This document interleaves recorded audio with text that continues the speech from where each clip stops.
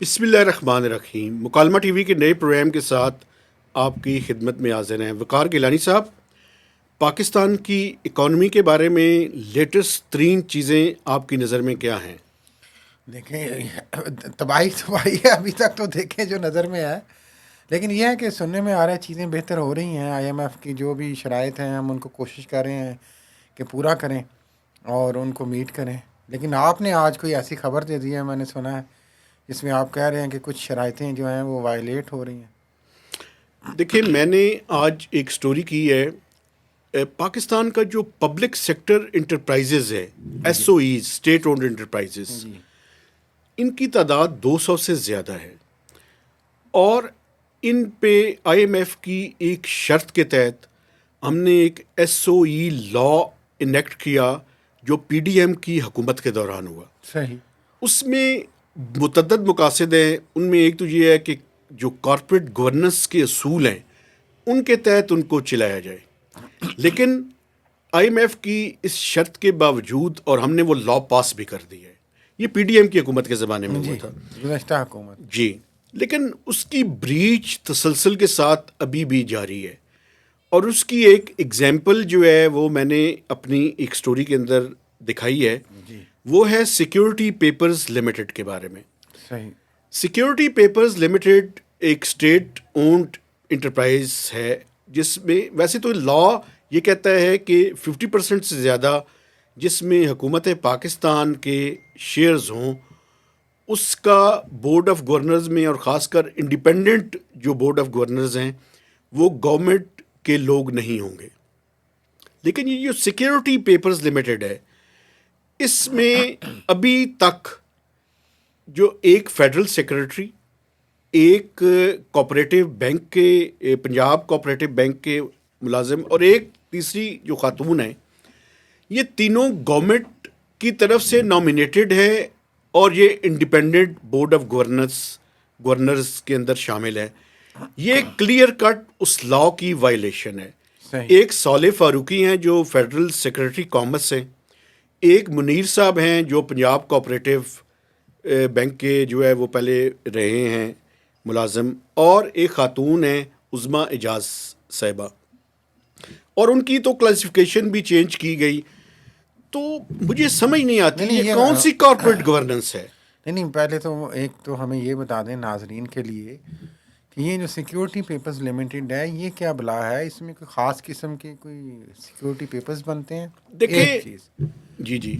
دوسری چیز یہ بتائیں کہ کیا آپ کے خیال میں کیا مجبوری ہوگی حکومت پاکستان کی کہ وہ اس قانون کو وائلیٹ کر رہے ہیں؟ ظاہر ہے ان کے پاس کوئی جسٹیفیکیشن تو ہوگی اس کی، تو وہ کیا کہتے ہیں؟ دیکھیں، میں نے یہ بڑی دلچسپ بات ہے. ایک تو یہ سیکیورٹی پیپرز بیسیکلی یہ اسٹیٹ بینک آف پاکستان آپ کے جتنے نوٹ چھپتے ہیں، اچھا جی، یہ بڑا امپورٹنٹ ہے. اور میں آپ کو بتاؤں، یہ جو پرنٹنگ کارپوریشن آف پاکستان ہے، یہ اس کے ساتھ کا ایک ادارہ ہے. اچھا، جتنے نوٹ چھپتے ہیں جی، ان کا جو پرنٹنگ کا کام ہے جی، وہ بیسیکلی ان کے ذمہ ہوتا ہے. اور دیکھیں اس نوٹ کے بیسکلی کیسے کہ نوٹ چھاپنے والا ادارہ ہے نا یہ. جی بالکل. اسٹیٹ بینک آف پاکستان جو ہے، جو بھی اس کے فائنینشیل ایشوز سے ریلیٹڈ ہے، یہ اس کی سبسڈری ہے. صحیح. دیکھیں، اب گورنمنٹ کے یہ جو بیوروکریٹس ہیں، یہ بیوروکریٹس اپنے لیے ہمیشہ پوزیشنز لوکریٹو قسم کی قائم رکھنا چاہتے ہیں. اچھی دیٹ از دا ایشو. آپ اگر ٹھیک بندہ ٹھیک جگہ پہ لگائیں تو یہ ادارے ٹھیک ہو سکتے ہیں. ان اداروں کا پرابلم ہی یہ ہے کہ یہ ادارے جو کام کر رہے ہیں، وہ کام کے بجائے آپ لوگوں کو، اپنے لوگوں کو نوکریاں دینے کے لیے اور اپنے لوگوں کو پرکس اینڈ پریویلیجز کے لیے ان اداروں کو استعمال کرتے ہیں. لیکن جب آپ نے سادہ طریقے سے اس کی تعریف کر دی مہتاب صاحب، یہ نوٹ چھاپنے والا ادارہ ہے، تو پھر تو انڈرسٹینڈنگ خود بخود ایک عام آدمی اب سمجھ جاتا ہے کہ کیوں انٹرسٹ ہوگا یہاں پہ کسی کا.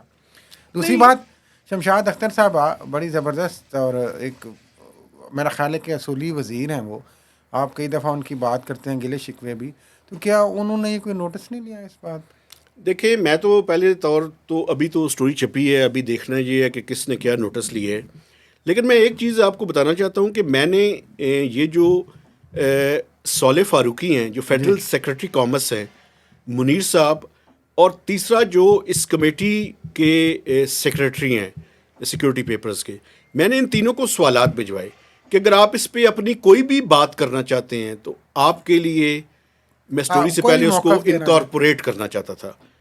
لیکن میں آپ کو بتاؤں اس ملک کی کیا مینٹیلٹی ہے. وہ مینٹیلٹی یہ ہے کہ مجھ سے پی آر ایجنسی کے ذریعے رابطہ ہوا، اچھا جی، ایک پی آر ایجنسی کے ذریعے کہ آپ اس سٹوری کو ڈیلے کر دیں. زبردست. میں نے کہا جی سٹوری تو ڈیلے نہیں ہو سکتی، آپ اپنا موقف میرے آپ کے پاس ٹائم ہے، آپ دینا چاہیں تو دے دیں. یعنی لیکن کہ کتنے افسوس کی بات ہے ان کے پاس پھر اس کا ایک ہی مطلب ہے کہ ان کے پاس کہنے کے لیے کچھ بھی نہیں ہے. یہ بات نہیں ہے، اس کا مطلب یہ ہے کہ دیکھیں یہ انہوں نے ساتھ ساتھ پی آر ایجنسیز بھی ہائر کی ہوئی ہیں. اب بات یہ ہے. میں حیران ہوں ان ساری باتوں یہ میں. بات اصل میں بات کیا ہے، ڈیم کیئر ایٹیٹیوڈ ہے مہتاب صاحب. اس ڈیم ملک جہاں میں پہ لالیس ہو، جہاں پہ اکاؤنٹیبلٹی کا ریفارمس کوئی نہ ہو، میکنزم نہیں ہے تو وہ سر. پھر جو کوئی کہتا ہے یار لکھتا ہے مہتاب حیدر تو لکھتا رہے، ہمیں کیا، ہم اپنا کام کر رہے ہیں. لیکن جو آپ نے آئی ایم ایف کی بات کی، آئی ایم ایف کے حوالے سے دیکھیں اور بھی بہت ساری ان کی گزارشات ہیں، ان کی خواہشات ہیں، ان کے مطالبات ہیں. فار ایگزامپل اس وقت بھی آپ نے بھی یہ سٹوری کی تھی، مجھے یاد ہے کہ جو ڈیولپمنٹ گرانٹس ہیں وہ بہت زیادہ دے دی گئیں. آئی ایم ایف کہہ رہا تھا کہ ان کو کٹ کریں اور تھوڑا سا اپنا، چونکہ آپ نے بجٹ اور اخراجات کو محدود رکھنا ہے تو اس حوالے سے دیکھیں. تو ابھی تو چونکہ الیکشن بھی ہے، تو کیا ایسی صورتحال ابھی جاری ہے؟ ویسے آپ یہ دیکھیں کہ اس ٹائم جو آج منسٹری آف فائنینس کی ایک رپورٹ بھی جاری ہوئی ہے، اس کے اندر بھی کافی حوالہ جات ہے. لیکن اگر آپ ڈیولپمنٹ سپینڈنگ کو دیکھیں تو وہ خاصی اس کی یوٹیلائزیشن سلو ڈاؤن ہو چکی ہے. اچھا، کل بھی ہم نے اس پہ بات کی تھی اور کہا تھا کہ وہ جو ریلیزز ہیں روک ان دی کا گئی. پروسیس جو ہے وہ خاصا سلو ڈاؤن کا شکار ہے. دیکھیں سلو ڈاؤن ہونا اور چیز ہے، اس کو اپروو کر دینا اور چیز ہے. دیکھیں مسئلہ یہ ہے، میں آپ کو بتاؤں کہ آئی ایم ایف جو اس پہ ریکمینڈ کر رہا ہے وہ یہ کہہ رہے ہیں، اور یہ اگلا جو آئی ایم ایف کا پروگرام ہوگا جو بھی حکومت آئے گی اس کو لینا پڑے گا. اس میں یہ کہا جا رہا ہے کہ آپ 5 سال کا ڈیولپمنٹ فریم ورک بنائیں. یہ جو آ کے پولیٹیکلی موٹیویٹڈ پروجیکٹس لسٹ کے اندر شامل کر دیے جاتے ہیں، ان کا راستہ بند ہو سکے. ان 5 کے سال کا ایک فریم ورک ہو، اس فریم ورک کے تحت وہ سارے کے سارے منصوبے پبلک سیکٹر ڈیولپمنٹ پروگرام کے اندر شامل کیے جائیں. وجہ کیا ہے؟ وجہ یہ ہے کہ ٹوٹل پروجیکٹس کی کاسٹ اتنی زیادہ ہے کہ اگر ان سب کو ہم کمپلیٹ کرنا چاہیں تو کچھ منصوبے جن کی تعداد درجنوں میں ہے وہ اگلے 50 سال میں بھی کمپلیٹ نہیں ہوں گے. ظاہر سیاسی طور پہ ہم منصوبے اعلان کر دیتے ہیں ان کا، اور ہیوی بجٹس ہوتے ہیں ان کا ہیوی پروجیکٹ کی فنڈنگ ہوتی ہے. مجھے یاد ہے جب ہم اسٹوڈنٹ تھے 5 سالہ منصوبہ بڑے عرصے سے چلتا رہا، جی تو مجھے بالکل. لگ رہا ہے کہ ہم چونکہ بھول چکے ہوئے ہیں ان چیزوں کو کہ ہم اپنے 5 ایئرس ماسٹر پلان بنائیں. تو آپ باہر کے ادارے جو ریفارمز کے لیے جن کے پاس ہم جاتے ہیں کہ ہمیں پیسے دیں، وہ ہمیں مجبور اب کرنا شروع ہو گئے ہیں کہ جناب آپ اپنے 5 سالہ منصوبے بنائیں اور ایک اس سے بات آگے میں آپ پیچھے کو نہ اور جائیں. بتاؤں، یہ جو کیئر ٹیکر گورنمنٹ ہے جی، نگران حکومت، یہ 5 سالہ منصوبے پر کام کر رہی ہے. ماشاء اللہ. تو الیکشن نہیں ہونے. اب ویسے میں آپ کو ایک بات بتاؤں، ہم سیاسی جو ویلاگ کریں گے اس میں ڈیٹیل سے بات کریں گے. مجھے دوبارہ سے شکوک و شبہات پیدا ہونے شروع ہو گئے ہیں، تو آپ مجھے یہ نہ کہیے گا کہ آپ نے اپنا گول پوسٹ چینج کر لی ہے. صحیح، نہیں ٹھیک اس ہے. پہ بعد میں بات کرتے ہیں. اچھا، لیکن ہو سکتا ہے یہ فیوچر گائیڈ لائنس دے رہے ہوں آنے والی حکومت کو. جی کیا یہی رہے ہیں، کیا یہ رہے ہیں کہ ہم 5 سالہ منصوبے پہ اصل میں انہوں نے ورکنگ گروپ بنائے ہیں سر. 200 سے زیادہ لوگوں کو ان ورکنگ گروپس کے اندر شامل کیا ہے. اچھا، ان کی ڈیلیبریشنز شروع ہو چکی ہیں. خواہش ان کی یہ ہے کہ یہ 5 سالہ منصوبے کا بنیادی فریم ورک سامنے رکھ کے جائیں. اب کس حد تک اس میں کامیاب ہوتے ہیں؟ ویسے ڈیڈ لائن جو ہے نا وہ جنوری کی ہے صحیح. کہ جنوری آ تک گئی انہوں ہے. نے اس کو تیار، اس کا یعنی اتبا 2-4 دن بعد جنوری ہے. سیلینٹ فیچر 15 جنوری کی ڈیٹ ہے. ویسے جنہیں اس پہ ہم انشاءاللہ پھر ایک پروگرام کریں گے جب یہ آپ کے پاس ڈاکیومنٹ آئے گا. ابھی میرا خیال ہے اجازت لیں. ایک چیز میں جانے سے پہلے آپ کو بتا دوں، اس کے جو ورکنگ گروپس ہیں ان کا ڈاکومنٹ میرے پاس آ چکا ہے، زبردست. اور اس پہ ہم ڈیٹیل سے ان لوگوں کے بارے میں آپ کو بتا دیں گے. اور متعدد ورکنگ گروپ سے 200 سے زیادہ ایکسپرٹس کو اس کے اندر شامل کیا گیا ہے.